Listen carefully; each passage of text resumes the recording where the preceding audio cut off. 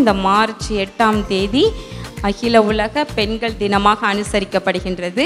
உங்கள் ஒவ்வொருவருக்கும், விசேஷமாக பெண்கள் ஒவ்வொருவரையும் ஆண்டவராகிய இயேசு கிறிஸ்துவின் நாமத்தினாலே அன்போடு நான் வாழ்த்துகின்றேன். ஆமென். ஹல்லேலூயா, ஹல்லேலூயா. உங்களுக்கு பெண்கள் தின வாழ்த்துக்களை நான் தெரியப்படுத்துகின்றேன். அன்பு சகோதரிகளே, உங்களுடைய இதய விருப்பங்களை கர்த்தர் நிறைவேற்றுவாராக.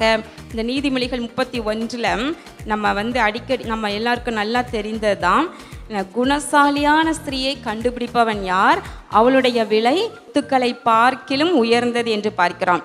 இப்போ கர்த்தருக்கு பயப்படுகிற ஒரு குணம் ஃபஸ்ட்டு வந்துட்டாலே, ஒரு சுவாபம் வந்துட்டாலே, அந்த குணசாலியான பெண்ணுக்குரிய தன்மைகள் பெண்களுக்குள்ளே வந்து விடுகிறது. ஆமென். ஹல்லேலூயா. ஆவியின் கனி 9 வகையான குணாதிசயமும் எப்போ வருதுன்னு சொன்னால், கர்த்தருக்கு பயந்து வாழும் போது, கர்த்தரை பயபக்தியோடு தேடும் பொழுது, கர்த்தருடைய வசனத்திற்கு கீழ்ப்படியும் போது இந்த குணங்கள் எல்லாம் பெண்களுக்குள்ள ஆட்டோமேட்டிக்காக வந்து விடுகின்றது. அப்போது யார் புகழப்படுறாங்க? குணசாலியான பெண், கர்த்தருக்கு பயப்படுகிற பெண், இவளை புகழப்படுபவளாக இருக்கிறாள். ஆமென். ஹல்லேலூயா, ஹல்லேலூயா. இங்கு வேதத்தில் போட்டிருக்குது, இங்கு வேதத்தில் சொல்லியிருக்குது, அவள் பிள்ளைகள் எழும்பி அவளை பாக்கியவதி என்கிறார்கள், அவள் புருஷனும் அவளை பார்த்து அநேகம் பெண்கள் குணசாலிகளாக இருந்ததுண்டு, நீயோ அவர்கள் எல்லாருக்கும் மேற்பட்டவள் என்று அவளை புகழுகிறாள். அப்போது யார் புகழணும் அப்படின்னு பார்த்துக்கொண்டா, ஒருவேளை நம்மை குறித்து பக்கத்து வீட்டுக்காரங்களோ எய்த்த வீட்டுக்காரங்களோ கூட வேலை பார்க்கவங்களோ புகழ்கிறது சரியான புகழ்ச்சி அல்ல. யார் தான் புகழணும்? பெண்களை பார்த்து அவங்களுடைய பிள்ளைகள் புகழணுமா, உடைய புருஷன் புகழணுமா? ஆமென். இதுதான் சரியான சர்டிஃபிகேட் இல்லையா? ஹல்லேலூயா. சில நேரம் மற்றவங்க ஒருவேளை புகழ்கிறது அவங்களுக்கு ஒரு பெண்ணை குறித்த சுவாபங்கள், அவள் வீட்டில் எப்படி இருக்கிறாள், அவளோட உண்மையான சுவாபம் என்ன அப்படின்னு சொல்லிட்டு வெளியில் இருக்கிறவங்களுக்கு தெரியாது. ஆனால் வீட்டுக்குள்ளே இருக்கிறவங்களுக்கு தான் தெரியும் அவள் எப்படிப்பட்டவள், எப்படி தேவ பக்தி உள்ளவள், எப்படி தியாக மனதோடு கூட தன் புருஷனையும் தன் பிள்ளைகளையும் அன்பு கூர்ந்து கவனிக்கிறாள், அவர்களுக்காக திறப்பில் நிற்கிறாள் என்று அவங்களுக்கு தான் தெரியும். உண்மையான சுவாபம் வெளிப்படுகிற இடம் எது? வீடு தான். ஒருவேளை நீங்கள் வீட்டுக்குள்ளே ஒருவேளை நல்ல கோபமாக எரிச்சலாக அன்பே இல்லாமல் நடந்துட்டு வேலை பார்க்குற இடத்துல மற்றவர்கள் மத்தியில் ரொம்ப பவ்யமாக நடப்பாங்க அநேகம் பேர். அப்போ அவங்க இந்த சகோதரியா இவங்களை போல யாருமே கிடையாதுன்னு புகழுவாங்க. அந்த புகழ்ச்சியில் மயங்கி நான் நல்லவள் என்று சொல்லி நீங்கள் சமாதானத்தோடு வாழ்ந்து கொள்ளாதீங்க.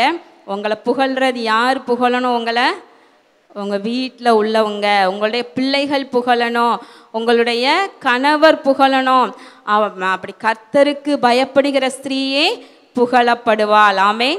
ஹல்லேலூயா, ஹல்லேலூயா. விசேஷமாக கர்த்தருக்கு பயப்படுகிறவங்க தான், ஆனால் குணசாலிகளாகவும் இருக்க வேண்டும், நல்ல ஒழுக்கம் உள்ளவர்களாக இருக்க வேண்டும், நல்ல ஒழுங்கு நிறைந்த பெண்களாகவும் இருக்க வேண்டும். சிலர் நல்ல ஆண்டவருக்கு பயப்படுவாங்க, எப்போனாலும் ஜெபம் வேத வாசிப்பு உபவாசம் அப்படின்னு சொல்லிட்டு வீட்டில் ஆண்டவர் மேலே அவ்வளோ உயிரையே வைத்து அப்படி பயத்தோடு இருப்பாங்க. ஆனால் அவங்களுடைய வாழ்க்கை முறை பார்த்தோம்னா, அவங்க தங்களுடைய குடும்பத்தை கவனிப்பது, அன்பு செலுத்துவது, தங்களுடைய வேலையில் எப்படி ஜாக்கிரதையாக இருக்கிறாங்களா, இதெல்லாம் கவனித்து பார்த்தோம்னா அதிலெல்லாம் அதிகமான குறைவுபட்டவங்களாக இருக்கிறாங்க நிறைய பெண்கள்.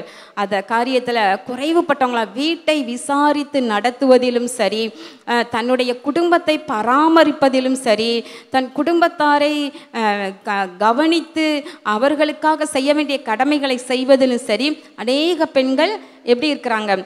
குறைவுபட்டவங்களாக இருக்கிறாங்க. ஆனால் கர்த்தருக்கு பயப்படுகிற ஸ்திரீ எப்படி இருக்கணும்? இந்த காரியங்களையும் குணசாலியாக இருக்க வேண்டும். ஆமென். ஹல்லேலூயா. நல்லா ஜெபம் பண்ணுவாங்க, ஆனால் தன்னுடைய மருமகள்கிட்ட, தன்னுடைய மாமியார்கிட்ட, தன்னுடைய மற்றவங்ககிட்டலாம் அப்படி முகத்தை காட்டுறதுனா என்ன தெரியுமில்ல உங்களுக்கு? ஒரு மாதிரி பிடிக்காதது போல் நடந்து கொள்கிறாங்க இருப்பாங்க. அப்படி அல்ல, குணசாலிகளாக இருக்க வேண்டும். ஆமென். எல்லாவற்றிலும் குணம் நிறைந்தவர்களாக. ரூத்தை குறித்து போவாஸ் சொல்கிறாரு, நீ குணசாலிதான் என்பதை என் ஜனமாகிய ஊரார் எல்லாரும் அறிவார்கள் என்று சொல்லுகின்றார். என்ன சொல்றாரு? ரூத்த, நீ குணசாலிதாமா, நீ குணசாலி அப்படிங்கிறத என்னுடைய ஊரெல்லாம் என் ஜனமெல்லாம் தெரிஞ்சு வச்சிருக்கிறாங்க, நீ அவ்வளோ குணசாலி. என்ன அப்படின்னு சொன்னால், நீ உன்னுடைய மாமியாரை கவனிக்கிற விதம், நீ உன்னுடைய கணவர் இறந்த பொழுதும் உன்னுடைய ஜென்ம தேசத்தை விட்டுட்டு நீ நீ உன்னுடைய மாமியாருடைய தேவனையே தேவன் என்று சொல்லி இங்கே வந்திருக்கிற விதம், இந்த ஊருக்கு வந்தால் கூட நீ அவர்களுக்காக நீ ஆகாரம் தேடுவதற்கு ஆகாரத்தை பொறுக்க வந்திருக்கிற விதம், இதெல்லாம் என் ஊர் அறியும், என் ஊரார் சொல்கிறாங்க நீ ரொம்ப குணசாலி என்று சொல்லி அப்படின்னு சொல்கிறாங்க. அப்போ நம்முடைய நற்குணம் வெளியே தெரிந்திருக்க வேண்டுமாமே, நம்முடைய குணம் வெளியே தெரிந்திருக்க வேண்டும். யாக்கோபை குறித்து சொல்லப்படுகிறது. யாக்கோபு எப்படிப்பட்டவரா? குணசாலியும் கூடாரவாசியுமாக இருந்தார் என்று பார்க்கின்றான். அப்போ ஏசாவை குறித்து சொல்லப்படுகிறது. ஏசா வேட்டையாடுகிறவனாகவும் வன சஞ்சாரியாகவும் இருந்தான் என்று பார்க்கின்றான். அப்போ குணசாலியான ஒரு பெண்ணினுடைய தன்மை என்னன்னா, அவன் வீட்டில் சஞ்சரிக்கிறவளாக இருக்க வேண்டுமாமே. ஹல்லேலூயா. ஒருவேளை ஏசா வேட்டையாட மிருகங்கள் பின்னாடி ஓடி ஓடி ஓடி போய் வனாந்தரத்தில் தங்கி தனக்கு இஷ்டமானவைகளை வேட்டையாடி அடித்து புசித்து சாப்பிடுகின்ற மற்றும் குடும்பத்தையே மறந்து தன்னுடைய தாய் தகப்பனையே மறந்து அப்படியே வனாந்தரத்தில் சஞ்சரிக்கிறவனாக இருந்து கொண்டே இருந்திருக்கலாம். ஆனால் யாக்கோபு அப்படி அல்ல. தன் தாய் தகப்பன் அருகிலேயே கூடாரத்திற்குள்ளேயே வாசம் பண்ணி அவர்கள் வார்த்தைக்கு கீழ்ப்படிந்து அவர்கள் கொடுக்கிற ஆகாரத்தை புசித்து, அது என்ன ஒரு வார்கோதுமை அப்பமாக இருக்கலாம் அல்லது பயற்றங்கூழாக இருக்கலாம். ரெபேக்காளுக்கு என்ன கிடைக்குதோ அதைத்தான் சமைச்சு கொடுக்க முடியும், அது என்ன டேஸ்ட்டாக இருக்கோ அதைத்தான் சாப்பிட முடியும். ஆனால் ஏசா இல்லையா, வேட்டையாடி அவனுக்கு பிடித்தமான மிருகங்களை பிடித்து சமைச்சு சாப்பிடுகிற ஒரு மனிதனாக இருந்தான் என்று பார்க்கிறான்.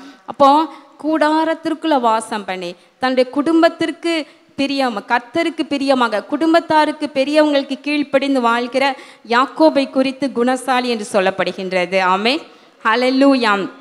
இன்றைக்கு கூட பெண்கள் தினத்தை நினைவு கூறுகிற நாம் கூட சகோதரிகள் விசேஷமாக கர்த்தருக்கு பயப்படுறீங்க, நல்லா உபவாசம் இருக்கிறீங்க. 21 நாள் உபவாசம் இருங்கன்னா 40 நாள் நீங்கள் இருக்க ரெடியாக இருப்பீங்க.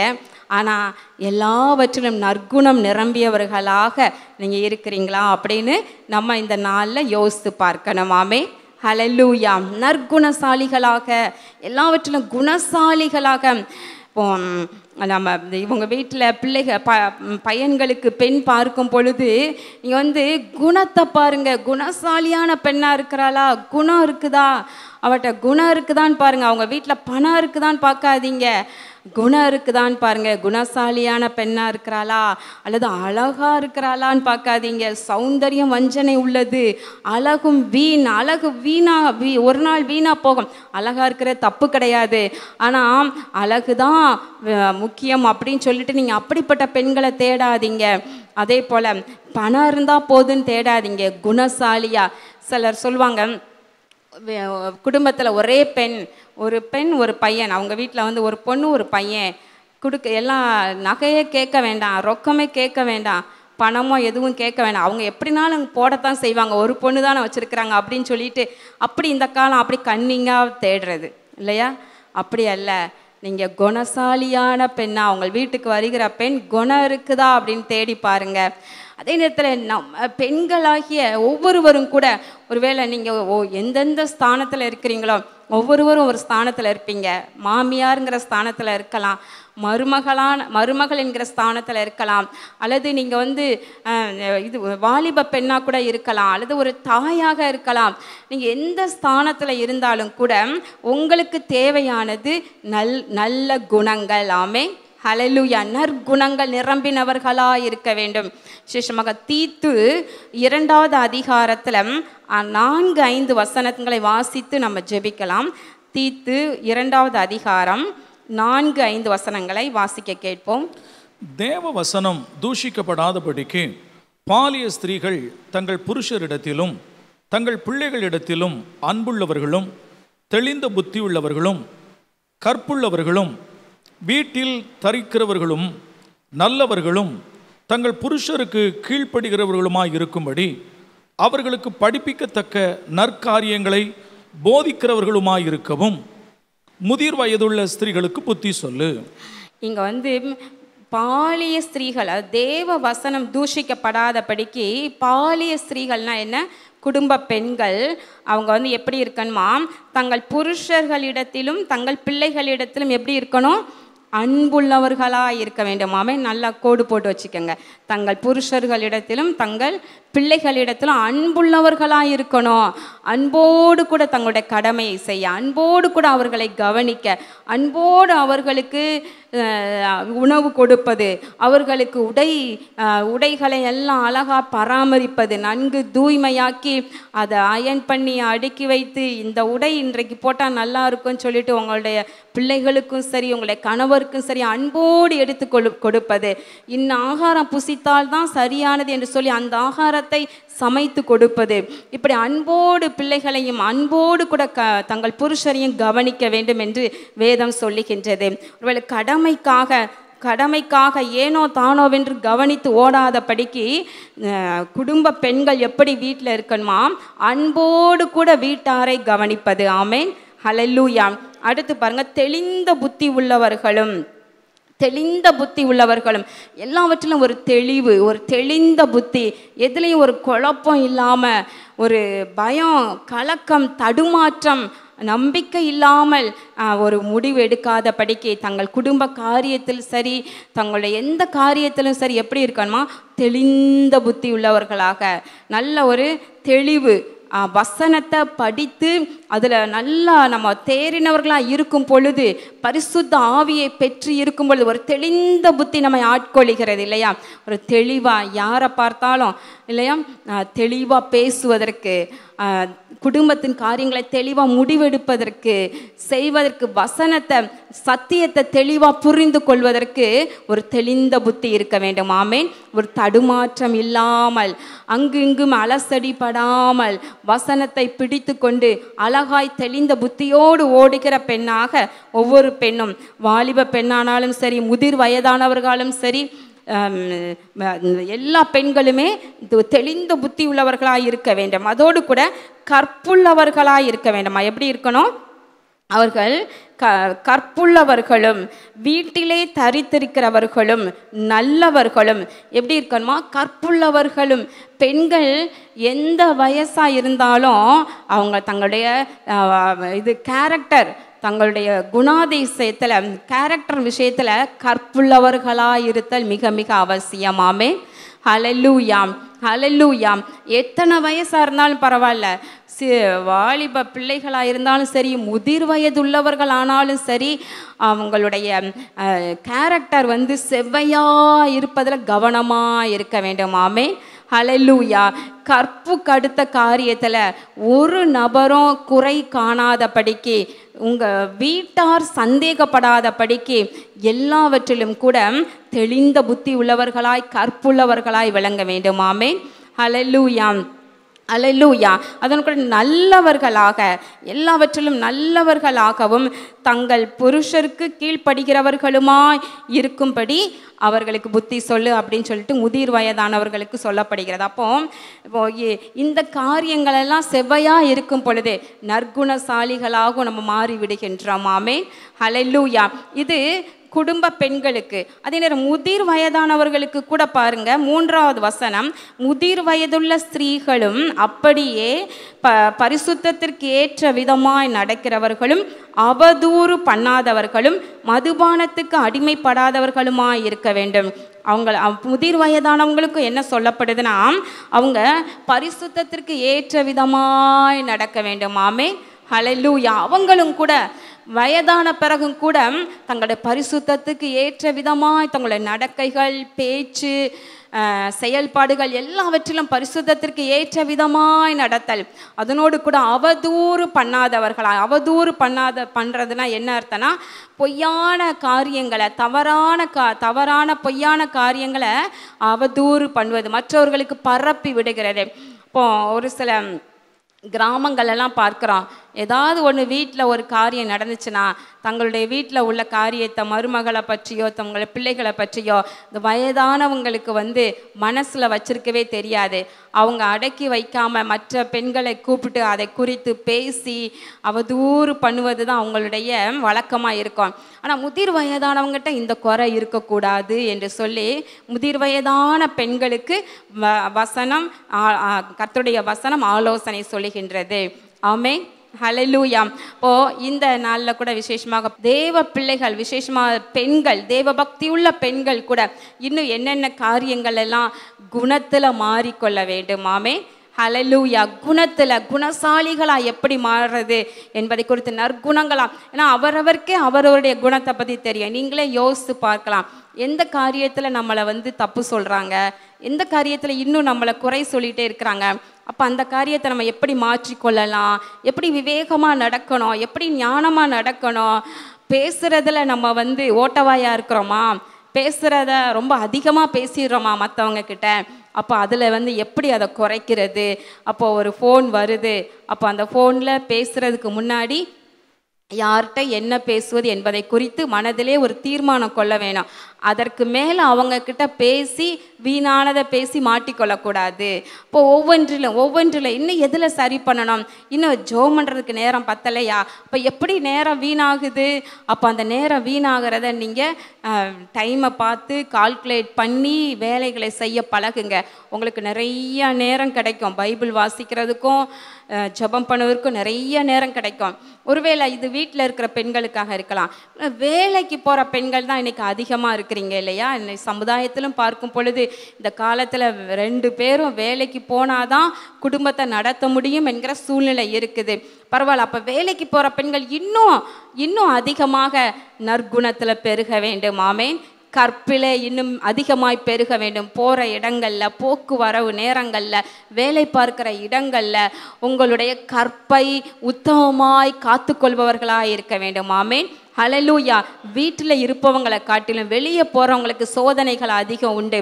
அந்த சோதனையிலும் நீங்கள் விழாதபடிக்கு உங்களுடைய கற்பை காத்து கொள்ளுகிறவர்களாக, உங்கள் நற்குணம் மற்றவர்களுக்கு தெரியும்படியாக அந்த வாசனை வீச வேண்டும். ஆமென், ஹல்லேலூயா, ஹல்லேலூயா. கர்த்தர் உங்களை பலப்படுத்துவார். நம்முடைய ஆண்டவராகிய இயேசு மகாராஜா பெண்கள் மேலே எவ்வளவு கரிசனை உள்ளவராக இருக்கிறார் என்பதை குறித்து ஒரு 2 காரியங்களை சொல்லி நான் ஜெபிக்க விரும்புகின்றேன். நம்முடைய புதிய ஏற்பாடு முழுவதும் பார்க்கும் பொழுது 4 சுவிசேஷங்களை பார்க்கும் பொழுது ஒரு காரியத்தை நம்ம சில காரியங்களை அறிந்து கொள்ளலாம்.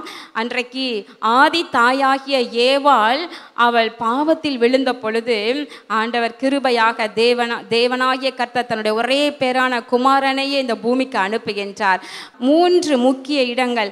முதலாவது, ஒரு பெண்ணின் மூலமாகவே, மரியாள் மூலமாகவே இந்த பூமிக்கு அவதரிக்கின்றார். மரித்து உயிரோடு எழும்பும் பொழுது ஒரு பெண்ணுக்கே தரிசனம் கொடுக்கிறார். அவர் அடக்கம் பண்ணப்படுவதற்கு எத்தனமாக அவர் தலையின் மேலே ஒரு பெண்ணே பரிமள தைலத்தை, நலதம் என்கிற பரிமள தைலத்தை ஊற்றுகிறாள் என்று பார்க்கின்றோம். இப்போ ஆண்டவர் பெண்களை எவ்வளவு கனப்படுத்துகிறார் என்று நாம் அறிந்து கொள்ளலாம். ஆமென், ஹல்லேலூயா, ஹல்லேலூயா. அதே போல அவர் திக்கற்ற பெண்களை, திக்கற்ற விதவைகளை ஆதரிக்கிறவராகவும் இருக்கின்றார் என்று பார்க்கின்றோம். பாருங்கள், அதாவது நாயின் ஒரு விதவையின் மகன் மரித்த பொழுது அவள் போய் சென்று கொண்டிருக்கின்றார். அவளுடைய இருதயமெல்லாம் கலங்கி இருக்கலாம். ஐயோ, இவள் விதவையா இருக்கிறாளே, இவளுக்கு புருஷனும் கிடையாது, இவளுக்கு இருந்த ஒரே வாலிப பையன் மரித்து போய் விட்டானே என்று சொல்லி ஆண்டவர் மனதுருகி பாடையை தொட்டு வாலிபனை எழுந்திரு என்று சொல்லி உயிரோடு எழுப்பி அவளுக்கு கொடுக்கிறாளாமே. இப்போ இந்த வாலிப அந்த விதவையின் பேரிலே ஆண்டவர் எவ்வளவு கரிசனை உள்ளவராய் இருக்கிறார் என்று பாருங்க. அதே போல யவீரு மகளை உயிரோடு எழுப்புகிறார். ஒரு 12 வயதாகிய சிறு பெண் தான். அப்போது அந்த காலத்தில் ஒருவேளை எத்தனை பேர் மரித்திருப்பாங்க. ஆனால் ஆண்டவர் விசேஷமாக இந்த பெண்ணை உயிரோடு எழுப்புகிறார். சிறு பெண், இவள் வாழ வேண்டிய பெண், அவள் உயிரோடு இன்னும் இருக்கட்டும் என்று சொல்லிட்டு அந்த பெண்ணை அவர் உயிரோடு கூட எழுப்பினதை நம்ம பார்க்கின்றோம். இப்போது விசேஷமாக அதனோடு கூட ஆண்டவர் விசேஷமாக பெண்கள் கற்புள்ளவர்களாய் வாழ வேண்டும் என்பதிலே அவர் கரிசனையாக இருக்கிறார். பாவியாகிய ஒரு பெண் விபச்சாரத்தில் கையும் மெய்யுமாக பிடிக்கப்பட்ட ஒரு ஸ்திரீயை எல்லாரும் கல்லெறிந்து கொல்லுவதற்கு எல்லாரும் தூக்கிட்டு அவளை விரட்டுறாங்க.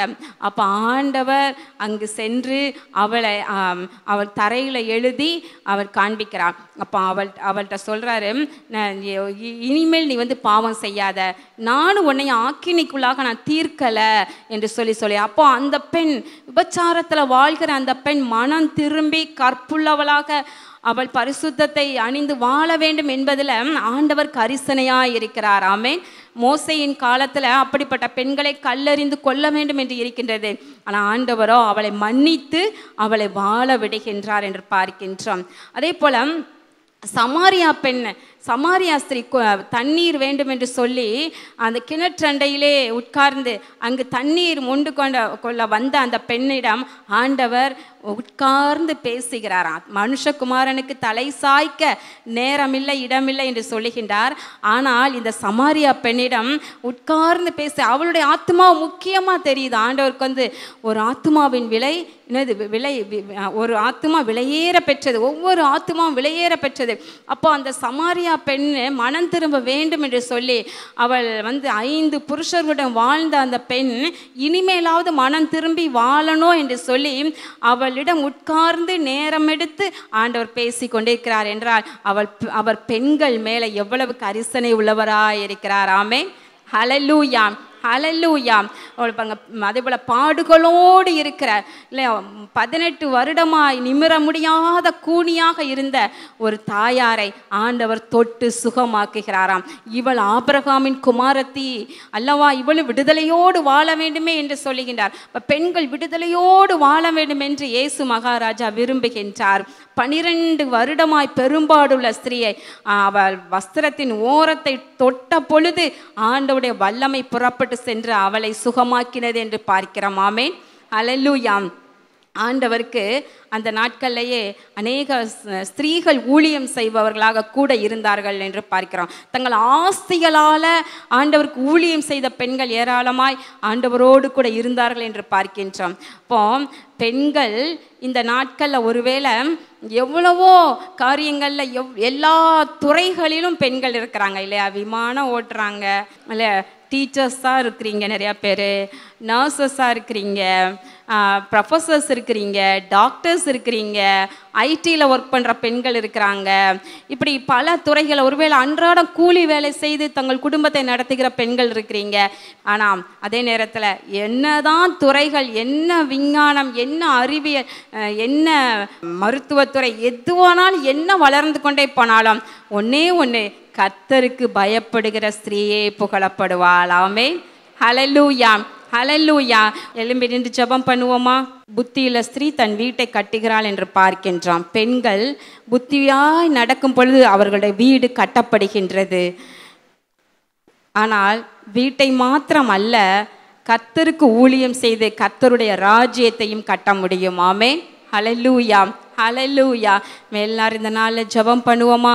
பிதாவாகிய தேவனே உமக்கு ஸ்தோத்திரம், இயேசு மகாராஜாவே உமக்கு ஸ்தோத்திரம், பரிசுத்த ஆவியானவரே உமக்கு ஸ்தோத்திரம். கர்த்தாவே, இதோ ஆண்டவரை நாங்கள் ஆண்டவர் வேதத்தில் இருந்து ஒரு சில காரியங்கள் நீர் பெண்களுக்கு செய்கின்ற காரியங்களை குறித்து தியானித்த பொழுது அநேகருடைய இருதயம் கொழுந்து விட்டு எரிந்தது அல்லவா. ஒருவேளை ஆண்டவரை வாழ்க்கையில் வேதனையோடு மற்றவர்களால் அற்பமாய் எண்ணப்பட்டு துடைக்கப்பட்டு எரிகின்ற கந்தையை போல ஆண்டவரை உதாசீனப்படுத்தப்பட்டு ஒருவேளை அநேக பெண்கள் வாழ்ந்து கொண்டிருக்கலாம். ஆனால் நீர் அப்படிப்பட்ட பெண்களை நேசிக்கிறீர் ஐயா. அப்படிப்பட்ட பெண்கள் மேல் கரிசனை உள்ளவராய் இருக்கிறீர் ராஜா. அவர்களை விசாரிக்கிறீர் அப்பா, அவர்களோடு உட்கார்ந்து பேசுகிறீர் ராஜா. கர்த்தாவே, அவர்களுடைய கண்ணீரை காண்கிறீர் தகப்பனே. அப்பா, உம்மை நாங்கள் நன்றியோடு உம்மை துதிக்கிறோம் ஐயா, உம்மை ஸ்தோத்தரிக்கிறோம் அப்பா. தகப்பனே, இந்த வேளையில் ஆண்டவரே உம்முடைய கரமானது ஒவ்வொரு சகோதரியையும் விசேஷமாய் இந்த வேளையில் தொடுவதாக, ஒவ்வொரு சகோதரியின் மேல் உம்முடைய கரம் இறங்குவதாக. இதோ ஸ்தோத்திர பலிகளை செலுத்தி உபவாசங்களை இருந்து உம்முடைய பாதத்தை கண்ணீராலே நினைத்து கொண்டிருக்கின்ற அன்பு சகோதரிகள், அன்பு பெண்கள் ஒவ்வொருவர் மேலும் உம்முடைய ஆசீர்வதிக்கும் கரம், உம்முடைய ஆறுதலின் கரம் இப்பொழுது இறங்கி வருவதாக. குடும்பத்தின் பாரத்தையே சுமந்து சுமந்து இளைத்து போய் இருக்கின்ற பெண்கள் மேல உம்முடைய ஆறுதலின் கரம் இறங்கட்டும் கர்த்தாவே. ஆண்டவரே, ஆண்டவரை சமாதானம் ஒவ்வொருவருக்குள்ளும் பெருகுவதாக. ஒவ்வொருவருக்குள்ள ஆண்டவரே ஒவ்வொருடைய இருதயத்தையும் முதலாவது நீ சமாதானத்தினால் நிரப்புவீராக, விசுவாசத்தினால் நிரப்புவீராக. கர்த்தாவே அப்பா ஒவ்வொருவரையும் பலப்படுத்துவீராக. இதோ கர்த்தர் என் பலன் என்று எழுதியிருக்கிறது போல ஆண்டவர் ஒவ்வொருவருடைய பலனாக நீர் இருப்பீராக. ஆண்டவர் விசேஷமாக இது பெண்கள் தினத்தை அனுசரிக்கிற இந்த வேளையில ஆண்டவரை வாலிப பெண்களை நினைத்தருளுவீராக. கர்த்தாவே ஒவ்வொரு வாலிப பெண்கள் மேலும் அபிஷேக தைலம் ஊற்றப்படுவதாக.